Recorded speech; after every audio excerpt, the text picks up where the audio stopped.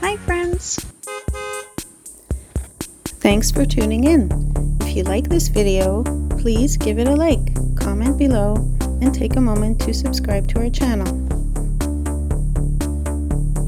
Welcome to Lakewood, a small community in Chocolay Township, Michigan. This peaceful town sits just south of Marquette and offers a quiet, close-to-nature lifestyle.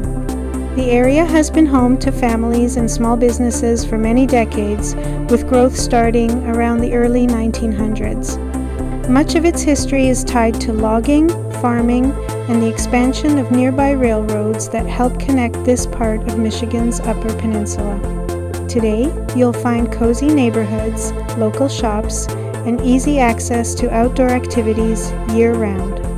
Many people come here for fishing, hiking, and the calm beauty of the Upper Peninsula's seasons.